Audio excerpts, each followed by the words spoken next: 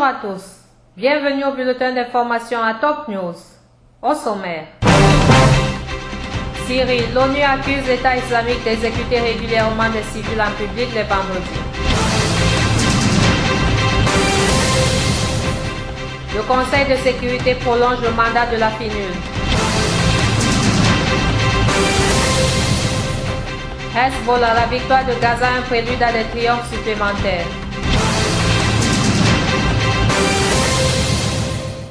Bienvenue au développement. Syrie, les exécutions publiques de civils les vendredis dans les zones syriennes sous contrôle de l'État islamique sont devenues un spectacle ordinaire, a dénoncé mercredi une commission d'enquête de l'ONU dans un rapport.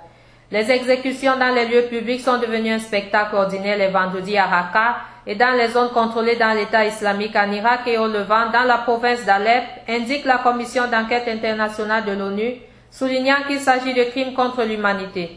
Ces exécutions sommaires ont pour objectif d'instiller la terreur parmi la population et de s'assurer que cette dernière soit soumise à son autorité, ajoute-t-elle. D'après le rapport, les djihadistes encouragent et obligent même parfois la population à assister à ces exécutions, d'après les enquêteurs. La majorité des victimes sont des hommes, mais plusieurs garçons âgés entre 15 et 17 ans ont été aussi exécutés sommairement ainsi que des femmes.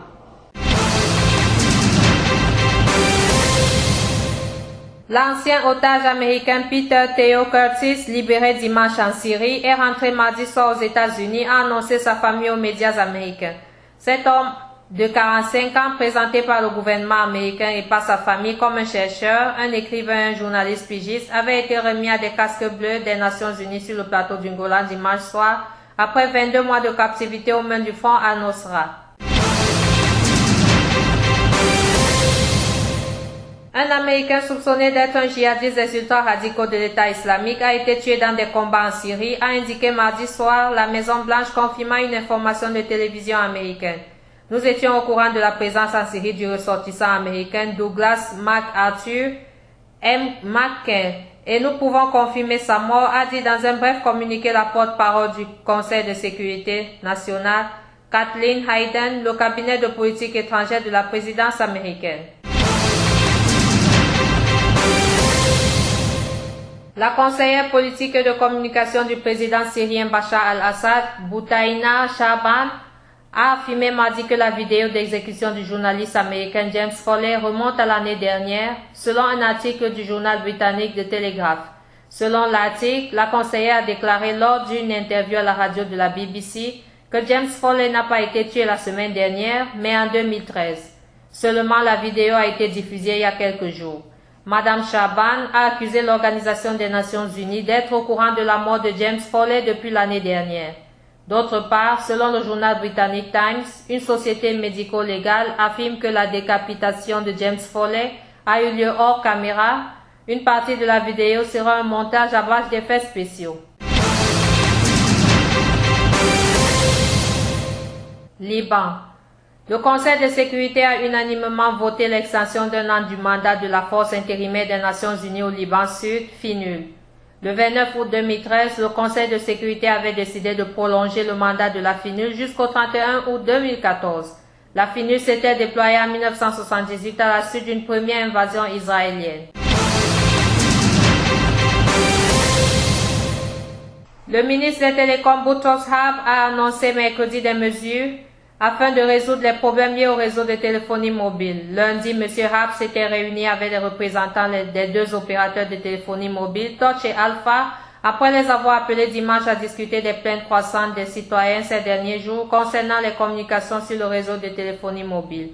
Le ministre des Télécoms a néanmoins souligné que certains problèmes au niveau du réseau relèvent de mesures de sécurité dans certaines régions ou sont liés à des retards ou des lenteurs dans les travaux de maintenance. Gaza. Le Hezbollah a considéré que la victoire de Gaza sur l'ennemi israélien constitue un prélude à la réalisation de nouvelles grandes victoires importantes. Dans un communiqué publié mardi soir, le Hezbollah a présenté ses félicitations au peuple palestinien vaillant, aux braves factions de la résistance ainsi qu'aux familles des martyrs et des détenus. Le Hezbollah a enfin salué les efforts déployés par les pays, les organisations concernées et les différentes parties en vue d'assurer plusieurs conditions de cette victoire, dont l'ouverture des passages frontaliers qui constituent une artère vitale pour le peuple palestinien assiégé et pour la reconstruction de Gaza. Le Qatar, l'un des principaux alliés du mouvement islamique palestinien Hamas, s'est félicité de l'accord de cessez-le-feu dans la bande de Gaza et s'est dit prêt à participer à la reconstruction de l'enclave palestinienne dévastée par 50 jours de combat.